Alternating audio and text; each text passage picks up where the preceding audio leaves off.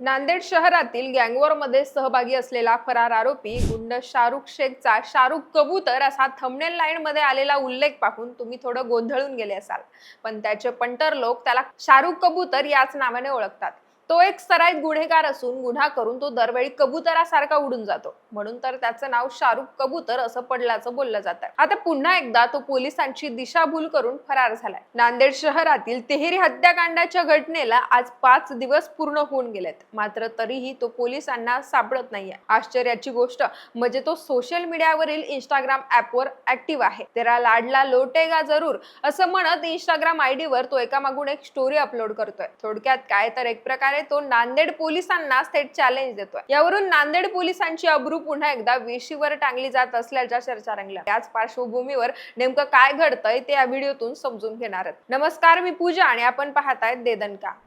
तर 3 एप्रिलच्या मध्यरात्री नांदेड शहरातील कॅनॉल रोडवरील डीमार्ट जवळ गँगवॉरचा भडका उडाला। सदा ग्रुप आणि साईलाला ग्रुपमध्ये हे टोळी युद्ध झालं।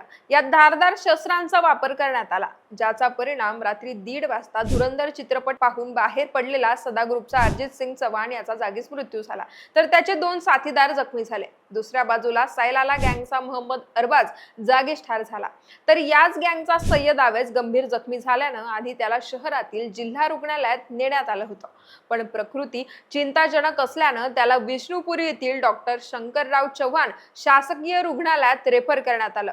या ठिकाणी सय्यद आवेजला घेऊन येणारी अँब्युलन्स अपघात विभागाबाहेर पोहोचताच मयत अर्जित सिंगचा भाऊ प्रदीप चव्हाणनं खंजीरनं सपासप वार करत आवेजला मृत्यू दिला।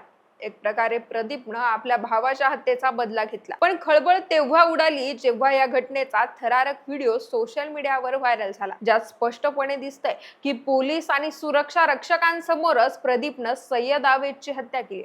यावेळी पोलिसांनी हल्लेखोराला रोखण्याचा कोणताही प्रयत्न न करता केवळ बघ्याची भूमिका घेतली।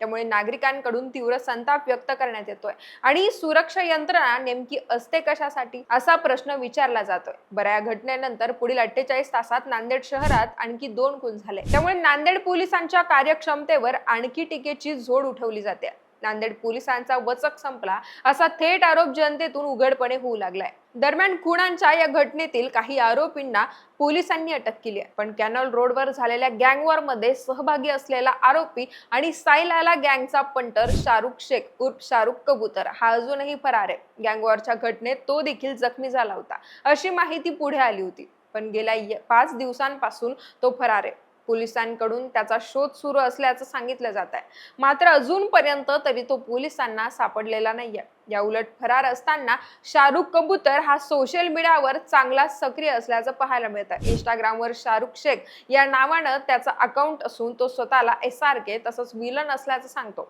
बायगिरीच्या अनेक रील्स त्याच्या अकाउंटवर दिसून येतात। याशिवाय आता फरार असताना तो आपल्या आयडीवर स्टोरी अपलोड करतोय।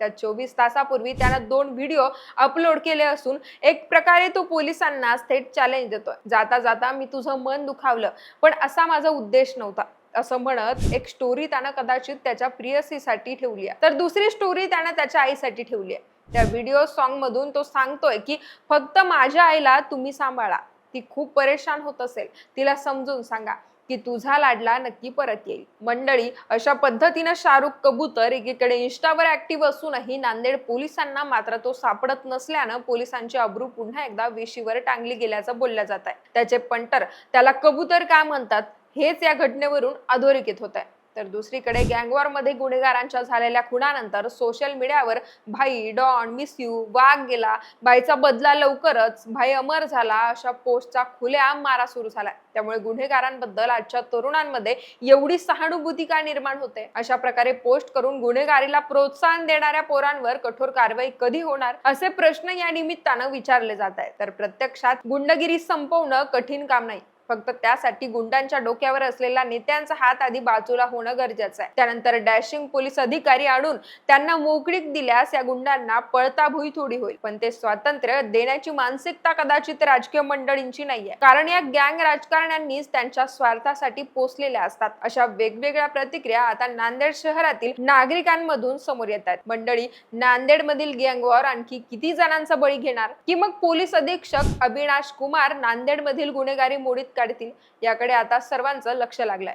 तसंच फरार आरोपी शाहरुख कबूतर नांदेड पोलिसांच्या हाती केव्हा लागणार ते पाहणं देखील महत्त्वाचं असेल. बाकी या व्हिडिओवरची तुमची मतं आणि प्रतिक्रिया आम्हाला कमेंट बॉक्समध्ये कळवू शकता.